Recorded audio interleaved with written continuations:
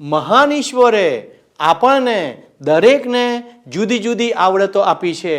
ઈશ્વર ઈચ્છે છે કે તે દ્વારા આપણે ઈશ્વરનો મહિમા પ્રગટ કરીએ. શું તમે તેમ કરવા તૈયાર છો?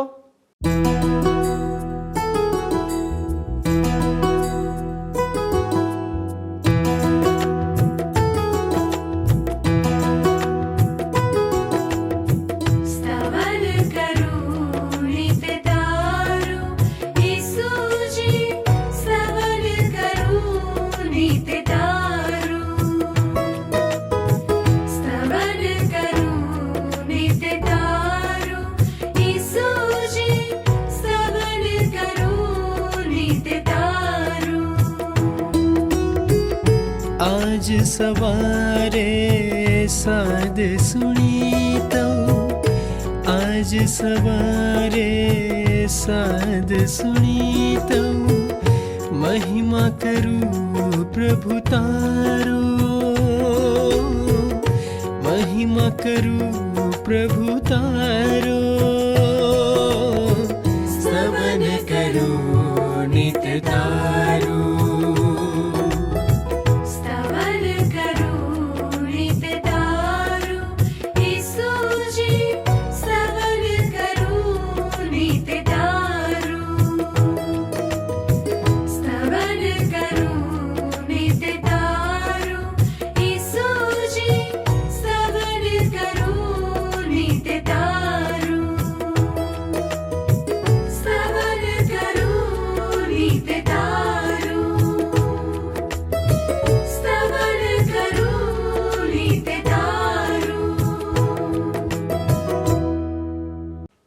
પ્રિય મિત્રો, સ્તવન નામના આ ખાસ બાઇબલ અભ્યાસ કાર્યક્રમમાં હું આપ સૌનું સ્વાગત કરું છું. હાલમાં આપણે બાઇબલના ચોથા પુસ્તક ગણનાનો અભ્યાસ કરી રહ્યા છીએ. આજના અભ્યાસમાં આપણે જોઈશું કે કેવી રીતે ઈશ્વરે ઇઝરાયેલના લોકો વચ્ચે યાજક પદ નિભાવવા માટે લેવીઓને અલગ કર્યા હતા. આજે પણ તેઓ ઈચ્છે છે કે લોકો ઈશ્વરની કામ કરવાની રીત કે કાર્યપ્રણાલી વિશે જાણે, જેથી ખ્રિસ્તની મંડળી પ્રગતિ કરી શકે અને ઈશ્વરનો મહિમા પ્રાપ્ત થાય. તો ચાલો મિત્રો, આજે આ અભ્યાસ દ્વારા આ બાબતોને સમજવાનો પ્રયત્ન કરીએ. આજે આપણે મિત્ર ગણનાના પુસ્તકના 3 અધ્યાયની 1 થી 51 કલમો જોઈશું અને એ પછી ગણનાના જ પુસ્તકના 4 અધ્યાયની 1 થી 49 કલમો જોવાના છીએ. તમે મારી સાથે સાથે હવે ગણનાના પુસ્તકના 3 અધ્યાયની 1 થી 4 કલમો જોશો. મિત્ર, અહીં લખવામાં આવ્યું છે, હવે યહોવા સિનાઈ પર્વતમાં મૂસાની સાથે બોલ્યો. તે દિવસે હારૂન તથા મૂસાની વંશાવળી આ પ્રમાણે હતી. અને હારૂનના પુત્રોના નામ આ હતા: નાદાબ જ્યેષ્ઠ પુત્ર તથા અબીહુ, એલીઆઝર તથા ઇથામાર. હાફાનના પુત્રો જેમ યાજક તરીકે અભિષિક્ત થયા તથા જેઓને તેણે યાજકની પદવીમાં સેવા કરવાને જુદા કર્યા, તેઓના નામ એ હતા. અને નાદાબ તથા અબીહુ યહોવાની આગળ સિનાઈના અરણ્યમાં પારકો અગ્નિ ચઢાવવાથી યહોવાની આગળ માર્યા ગયા હતા, ને તેઓ નિઃસંતાન હતા. અને એલઆઝાર તથા ઇથામાર પોતાના બાપ હારૂનની હજુરમાં યાજક પદમાં સેવા બજાવતા હતા. પ્રથમ હારૂન અને મૂસાની વંશાવળી અહીંયા આપવામાં આવી છે. હવે લેવીયના પુસ્તકમાં જે વિગતો આપવામાં આવી હતી એ જ વિગતો અહીં પણ આપવામાં આવી છે. નાદાબ અને અબીહુએ અનઅધિકૃત રીતે એમણે નહોતું કરવાનું એ પ્રમુખ યાજકનું સેવા કાર્ય કરી નાખ્યું અને મોત પહોરી લીધું. 5 થી 8 કલમો કહે છે આગળ, ગણનાનું પુસ્તક 3 અધ્યાય. અને યહોવાએ મૂસાને કહ્યું, લેવીના કુળને પાસે લાવ ને હારૂન યાજકની આગળ તેઓને ઊભા કર કે તેઓ તેની સેવા કરે. અને તેઓ તેની તથા મુલાકાત મંડપની આગળની આખી જમાતની સંભાળ રાખતા મંડપની સેવા કરે. અને તેઓ મુલાકાત મંડપના સરસામાનની તથા ઇસ્રાયેલ પુત્રોની સંભાળ રાખતા મંડપને લગતી સેવા બજાવે. પ્રમુખ યાજક હારૂનની સહાય કરવા માટે આપણે વાંચ્યું એ પ્રમાણે મિત્ર એને લેવીનું કુળ આપવામાં આવ્યું. તમારી અને મારી પર મિત્ર પ્રભુ ઈસુ ખ્રિસ્તની મંડળીમાં વિશ્વાસીઓ તરીકે યાજક પદની જવાબદારી રહેલી છે. આપણને આપણા પ્રમુખ યાજક પ્રભુ ઈસુ ખ્રિસ્તને એ રીતે સુપ્રત કરવામાં આવ્યા છે મિત્ર. બાઇબલમાં નવા કરારના વિભાગમાં પિતરે લખેલો પહેલો પત્ર છે, એના 2 અધ્યાયની 9મી કલમ તમે જોશો તો ત્યાં લખ્યું છે કે તમે તો પસંદ કરેલી પ્રજા, રાજાના યજ્ઞકારો, પવિત્ર રાષ્ટ્ર અને ઈશ્વરના પોતાના લોક છો. અંધકારમાંથી પોતાના અદ્ભુત પ્રકાશમાં આમંત્રણ આપનાર ઈશ્વરના આશ્ચર્યકારક કાર્યો પ્રગટ કરવા માટે તમને પસંદ કરવામાં આવ્યા છે. એક સમયે તમે ઈશ્વરના લોક ન હતા, પણ હવે તમે તેમના લોક છો. અને તમે જુઓ, પ્રમુખ યાજક તરીકે પ્રભુ ઈસુ ખ્રિસ્તે કરેલી પ્રાર્થના કેવી છે. યોહાન અનુસાર શુભ સંદેશ 17મો અધ્યાય 6ઠ્ઠી કલમ. ત્યાં પ્રભુ ઈસુ ખ્રિસ્તની પ્રાર્થના નોંધવામાં આવી છે, લખવામાં આવ્યું છે. ઈશ્વર પિતાને પ્રાર્થના કરતા પ્રભુ ઈસુ ખ્રિસ્ત આ પ્રમાણે કહેશે, જે માણસોને આ દુનિયામાંથી તમે મને સોંપ્યા તેમની સમક્ષ મેં તમને પ્રગટ કર્યા છે. તેઓ તમારા જ હતા અને તમે તેઓની સોંપણી મને કરી. તેઓએ તમારા સંદેશનું પાલન કર્યું છે. એટલે જુઓ મિત્ર, વિશ્વાસીઓનો સમૂહ, જેને મંડળી કહેવામાં આવે છે પ્રભુ ઈસુ ખ્રિસ્તની, એ પ્રભુ ઈસુ ખ્રિસ્તને સોંપવામાં આવી છે. યોહાન અનુસાર શુભ સંદેશના આ આખા અધ્યાયમાં પ્રભુ ઈસુ ખ્રિસ્તે આપણે માટે કરેલી અદ્ભુત પ્રાર્થના નોંધાયેલી છે. ઈશ્વર પિતાએ ઈશ્વર પુત્ર પ્રભુ ઈસુ ખ્રિસ્તને પ્રેમ ભેટ તરીકે આપણું અર્પણ કર્યું છે. હવે હારૂન પ્રમુખ યાજકના તાબામાં લેવી લોકો સોંપવામાં આવ્યા, એ ફરીથી દર્શાવવામાં આવ્યું છે 9મી અને 10મી કલમ. અને તું હારૂનના તથા તેના દીકરાઓના હવાલામાં લેવીઓને સોંપી દે. ઇસ્રાયેલ પુત્રોની વતી તેઓ તેને અપાયેલા છે. અને તું હારૂનને તથા તેના દીકરાઓને ઠરાવ ને તેઓ પોતાના યાજક પદ સાચવે, અને જે પારકો પાસે આવે તે માર્યો જાય. આનું કારણ આપણને 12મી અને 13મી કલમમાં જોવા મળે છે મિત્ર. જુઓ આગળ 12 અને 13 કલમ શું લખ્યું છે. ઇસ્રાયેલ પુત્રોમાં ગર્ભસ્થાન ઉગાડનાર સર્વપ્રથમ જન્મેલાને બદલે ઇસ્રાયેલ પુત્રોમાંથી મેં લેવીઓને લીધા છે, અને લેવીઓ મારા થશે. પરમેશ્વર આ પ્રમાણે કહેશે, કેમ કે સર્વપ્રથમ જન્મેલા મારા જ છે. મિસર દેશમાં મેં પ્રથમ જન્મેલાને માર્યા. તે દિવસે મેં ઇઝરાયેલમાં સર્વપ્રથમ જન્મેલા માણસોને તેમજ પશુઓને મારે સારું પવિત્ર કર્યા. તેઓ મારા જ થશે. હું યહોવા છું. આ રીતે જ મિત્ર ઈશ્વરે બધું નક્કી કર્યું હતું. અને આજે પણ ઈશ્વર આપણી પાસેથી આપણી સંપત્તિ સાથે આપણા કુટુંબીજનોને માગે છે. ઈશ્વરને આપણા કુટુંબનું અર્પણ કરવું એ તો એક અદ્ભુત બાબત છે. આગળ 14 થી 17 કલમો જોશો મારી સાથે સાથે. લખવામાં આવ્યું છે અહીંયા, અને સિનાઈના અરણ્યમાં યહોવાએ મૂસાને કહ્યું, લેવીના દીકરાઓની તેઓના બાપોના ઘર પ્રમાણે તથા તેઓના કુટુંબો પ્રમાણે ગણના કર. 1 માસના તથા તેથી ઉપરના હરેક નરની ગણના તું કર. અને યહોવાના કહેવા મુજબ, એટલે જેમ મૂસાને આજ્ઞા આપવામાં આવી હતી તેમ તેઓની ગણના તેણે કરી. અને લેવીના દીકરા તેમના નામ પ્રમાણે આ છે, એટલે ગેર્શોન, કહાત તથા મરારી. અને ગેર્શોનના દીકરાઓના નામ તેમના કુટુંબો પ્રમાણે તિશ્બની તથા શિમઈ છે. અને કહાતના દીકરા તેમના કુટુંબો પ્રમાણે અબ્રામ તથા યિસહાર તથા હેબ્રોન તથા ઉઝ્ઝીએલ છે. અને મરારીના દીકરા તેમના કુટુંબો પ્રમાણે માહલી તથા મૂશી છે. લેવીઓના કુટુંબો તેઓના બાપોના ઘર પ્રમાણે છે.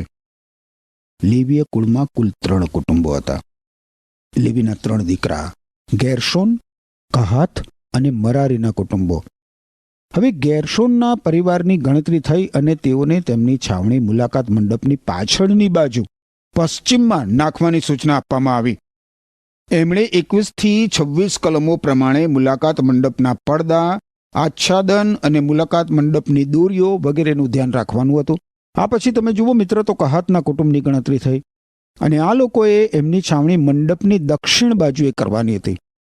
એમણે 27 થી 32 કલમો અનુસાર મુલાકાત મંડપની સાધન સામગ્રીની દેખરેખ રાખવાની હતી. અને એ પછી તમે જુઓ તો મરારીના કુટુંબની ગણતરી થઈ. એ લોકોએ મુલાકાત મંડપની ઉત્તર બાજુએ છાવણી કરવાની હતી. અને 33 થી 37 કલમો પ્રમાણે તેમણે મુલાકાત મંડપના પાટિયા, તેની ભૂંગળો, તેના સ્તંભો, તેની કુંભીઓ અને તેના સર્વ ઓજારોની દેખરેખ રાખવાની હતી. અરણ્યની મુસાફરી દરમિયાન ઇઝરાયેલી લોકોની છાવણીની પદ્ધતિનું ચિત્ર મિત્ર હવે આપણી સમક્ષ સ્પષ્ટ ઉપસે છે. મુલાકાત મંડપની આકૃતિ છાવણીની વચમાં ચતુષ્કોણ જેવી થતી હતી. આ મુલાકાત મંડપની આસપાસ લેવી કુળના લોકોની છાવણી બીજો ચતુષ્કોણ બનાવતી હતી. અને આ પછી ત્રીજો ચતુષ્કોણ ઇઝરાયેલના 12 કુળોની છાવણી દ્વારા બનતો હતો. મુલાકાત મંડપનું જે દ્વાર હતું એ પૂર્વ દિશામાં રહે એ રીતે જ હંમેશા એને ઊભો કરવામાં આવતો હતો. હારૂન અને મૂસાના કુટુંબો મુલાકાત મંડપના પૂર્વ દિશાના દ્વાર પાસે છાવણી કરતા હતા. મારી સાથે સાથે હવે તમે 39 થી 41 કલમો જોશો. 39 થી 41 કલમો અહીં લખવામાં આવ્યું છે, લેવીઓમાંના જે સર્વની ગણના થઈ તેઓને મૂસાએ તથા હારૂને યહોવાની આજ્ઞા પ્રમાણે ગણ્યા. તેઓ એટલે 1 માસના તથા તેથી ઉપરના સર્વ નરો પોતાના કુટુંબો પ્રમાણે 22,000 હતા. અને યહોવાએ મૂસાને કહ્યું, ઇસ્રાયેલ પુત્રોના 1 માસના તથા તેથી ઉપરના સર્વપ્રથમ જનિત નરોની ગણના કર ને તેઓના નામોની સંખ્યા ગણ. અને ઇસ્રાયેલ પુત્રોમાં સર્વપ્રથમ જન્મેલાને બદલે તું મારે સારું લેવીઓને લે, હું યહોવા છું. અને ઇસ્રાયેલ પુત્રોના ઢોર ઢાંક મધ્ય સર્વપ્રથમ જન્મેલાને બદલે લેવીઓના ઢોર ઢાંક તું લે. મૂસાએ ઇઝરાયેલના બધા જ પ્રથમ જનિતોની ગણના કરી અને એની સંખ્યા 43મી કલમ પ્રમાણે 22,273 થઈ. 22,273. આનો અર્થ એ થયો કે લેવીઓની સંખ્યા કરતાં પ્રથમ જનિતોની સંખ્યા 273 વધારે થઈ. હવે મિત્ર, આપણે ચોથા અધ્યાયમાં પ્રવેશ કરીશું. ગણનાનું પુસ્તક 4થો અધ્યાય. એની પ્રથમ 3 કલમો જુઓ. અહીં લખવામાં આવ્યું છે, અને યહોવાએ મૂસાને તથા હારૂનને કહ્યું કે લેવીઓના દીકરામાંથી કહાતના પુત્રોની ગણના તેઓના કુટુંબો પ્રમાણે તથા તેઓના બાપોના ઘર પ્રમાણે કરો. એટલે 30 વર્ષથી 50 વર્ષ સુધીની ઉંમરના જે સર્વ મુલાકાત મંડપનું કામ કરવાને સેવક પદમાં દાખલ થાય છે તે બધાની ગણના કરો. લેવીય લોકો માટે 30 થી 50 વર્ષની ઉંમર એ તો સુવર્ણ ઉંમર હતી. એ લોકોએ એ વર્ષો દરમિયાન ઈશ્વરનું સેવા કાર્ય કરવાનું હતું.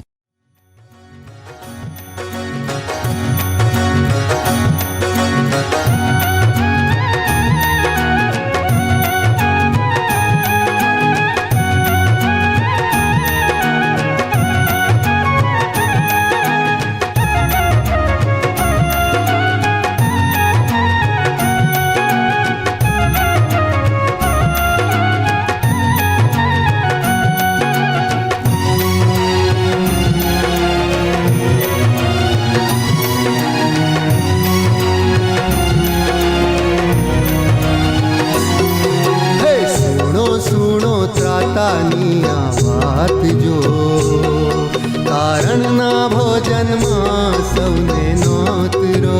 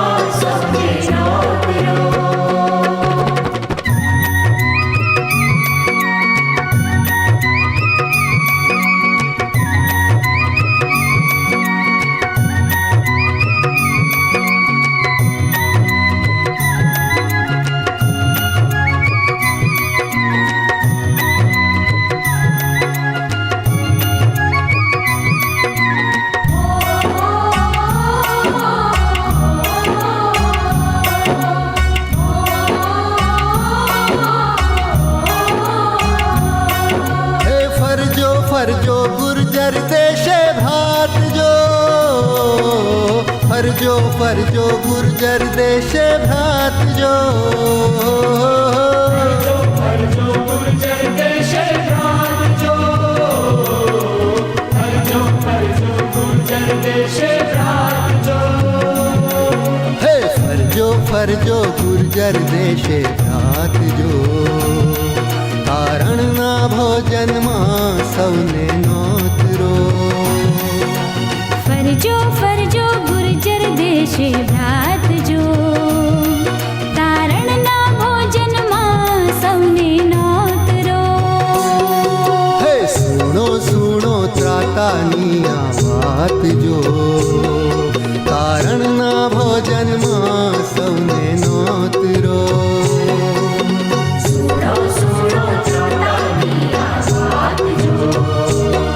તારણના ભોજનમાં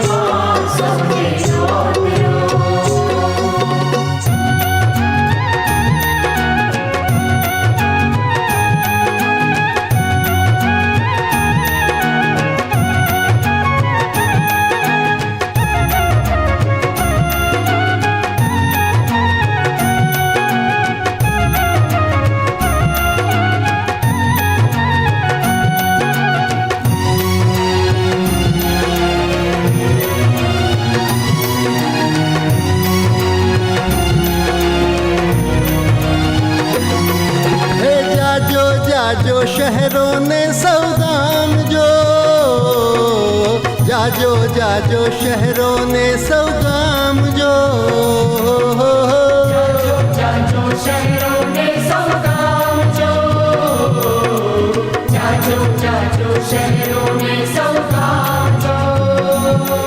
હે જાજો જાજો શહેરોને સૌ ગામ જો, તારણના ભોજનમાં સૌને નોતરો. જાજો જાજો શહેરોને સૌ ગામ જો, તારણના ભોજનમાં સૌને નોતરો. હે સુણો સુણો ત્રાતાની આ વાત જો, તારણના ભોજનમાં સૌને નોતરો.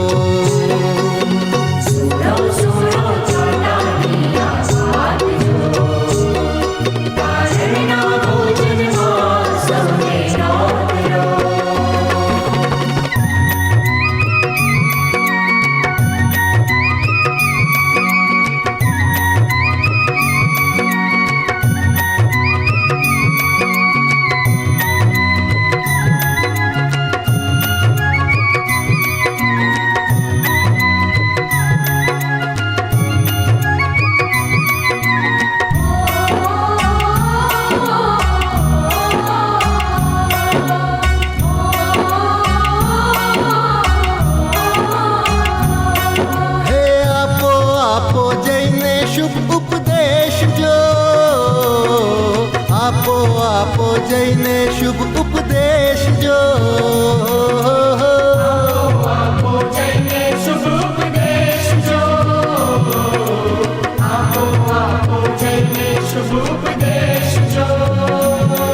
હે આપો જઈને શુભ ઉપદેશ જો, તારણના ભોજનમાં સૌને નોતરો. ઉપદેશ જો, તારણના ભોજનમાં સૌને નોતરો. હે સુણો સુણો ત્રાતાની આ વાત જો, તારણના ભોજનમાં સૌને નોતરો.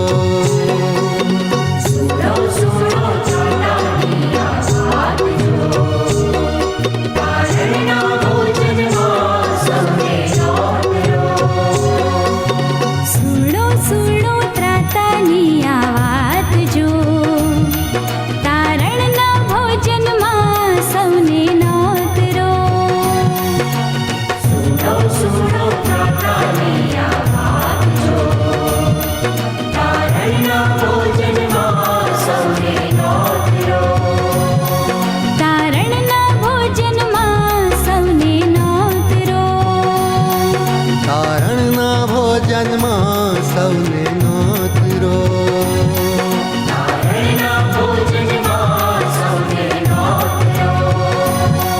તારણના ભોજનમાં સૌને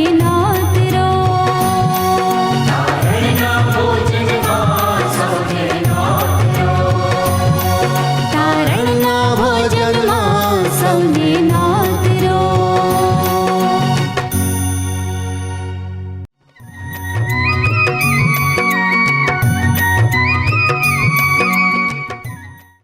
ચોથી, પાંચમી અને છઠ્ઠી કલમ આપણે હવે આગળ જોઈએ અને એ પછી 15મી કલમ જોઈએ. 4, 5, 6 અને 15મી કલમ. ચોથી કલમમાં લખ્યું છે, મુલાકાત મંડપમાં પરમ પવિત્ર વસ્તુઓના સંબંધમાં કહાતના પુત્રોનું કામ આ છે. 5મી કલમ, અને છાવણી ઉપડતી વેળાએ હારૂન તથા તેના દીકરા અંદર જઈને ઓથાનો પડદો ઉતારે ને તેને સાક્ષ્યકોષ ઉપર ઓઢાડે. 6ઠ્ઠી કલમ, અને તે પર સીલ માછલાના ચામડાનો ઓઢો નાખે ને તેના પર એક તદ્દન નીલ રંગનું કપડું પાથરે ને તેના દાંડા તેમાં ગાલે. હવે 15મી કલમ જુઓ. 15મી કલમમાં શું લખવામાં આવ્યું છે? અહીં તમે જોશો તો લખવામાં આવ્યું છે, અને છાવણી ઉપડવાની હોય ત્યારે હારૂન તથા તેના પુત્રો પવિત્ર સ્થાનને તથા પવિત્ર સ્થાનના સર્વ સરસામાનને ઢાંકી રહે, ત્યાર પછી કહાતના પુત્રો તેને ઊંચકવાને આવે, પણ તેઓ કોઈ પવિત્ર વસ્તુનો સ્પર્શ ન કરે, રખે ને તેઓ માર્યા જાય. મુલાકાત મંડપના સંબંધમાં કહાતના દીકરાઓને ઊંચકવાનું તે એ છે.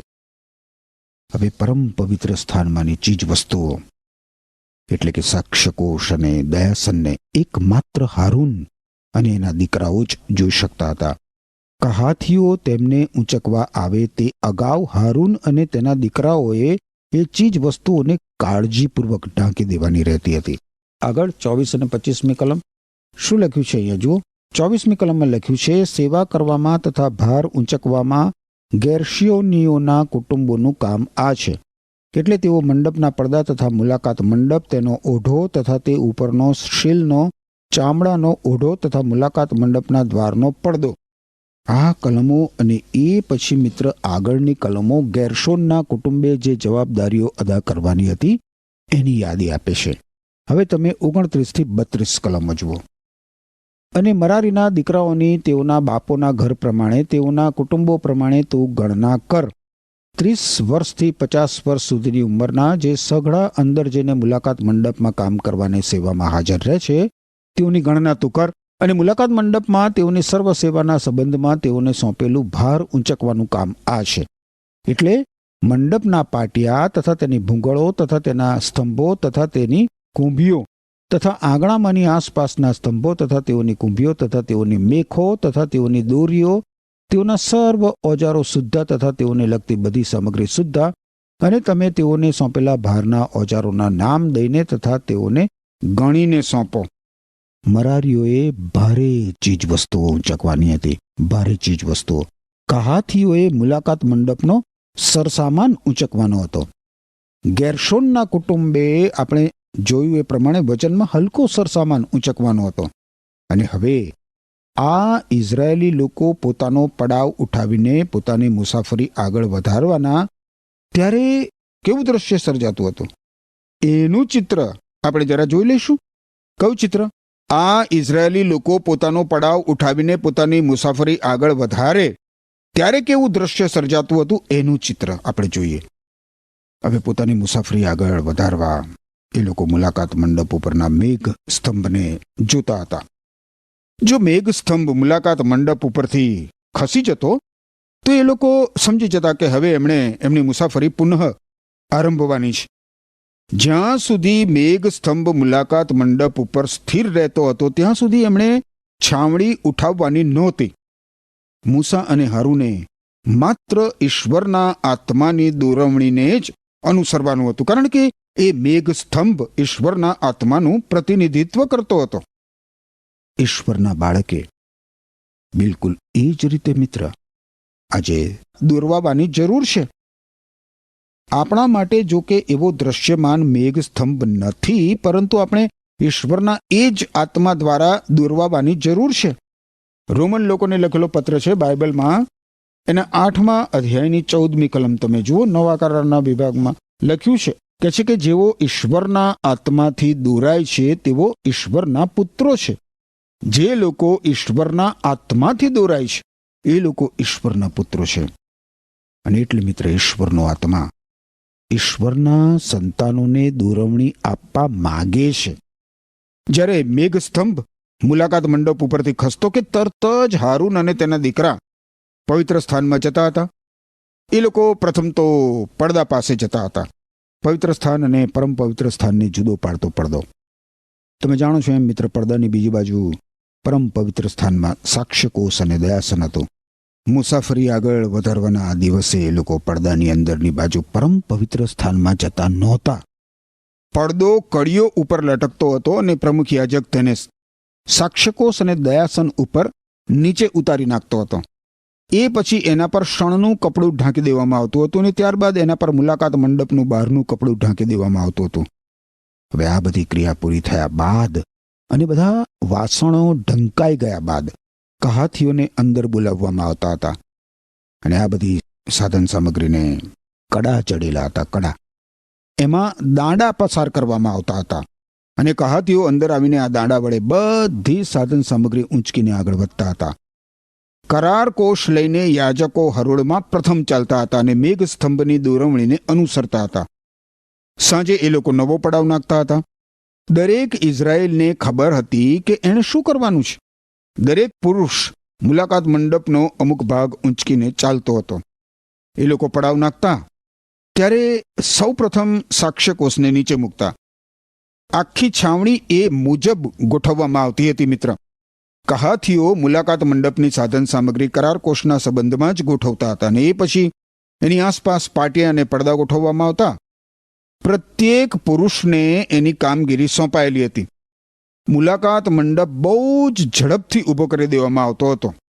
જ્યારે ઇઝરાયેલી લોકો પડાવ નાખતા ત્યારે સૌ પ્રથમ કહાથીઓ મુલાકાત મંડપની સાધન સામગ્રી ગોઠવી દેતા હતા અને એ પછી મરારીઓ પાટિયા અને સળિયા ગોઠવી દેતા હતા. ત્યારબાદ ગેરશોનીઓ મંડપ ગોઠવી દેતા હતા અને છેલ્લે પ્રમુખ યાજક પરમ પવિત્ર સ્થાનનો પડદો લટકાવી દેતો હતો. 40 વર્ષોની મુસાફરી દરમિયાન આ લોકો આ કામમાં નિપુણ બની ગયા હશે.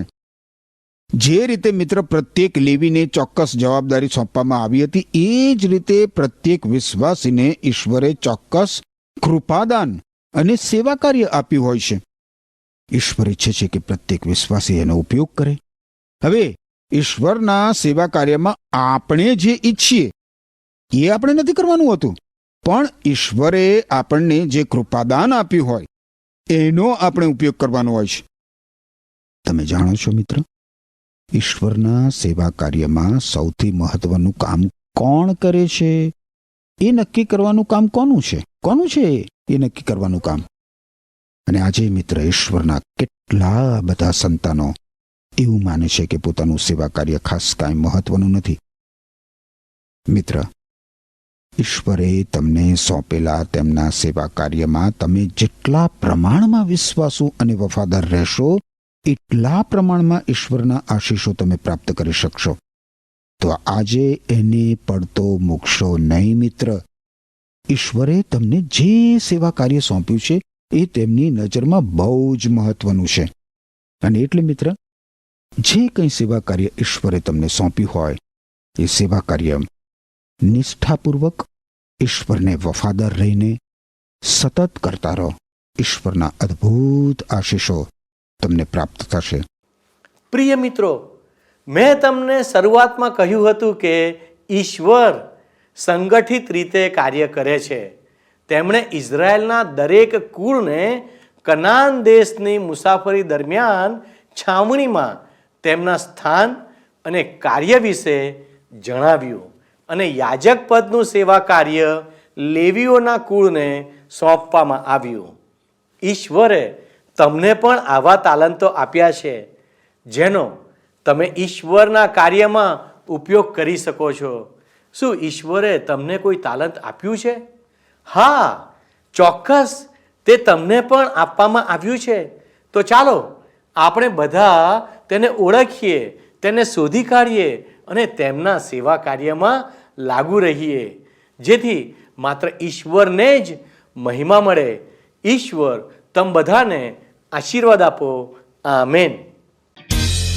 શું તમને આ કાર્યક્રમ ગમ્યો? અત્યારે જ અમને મિસ કોલ કરો.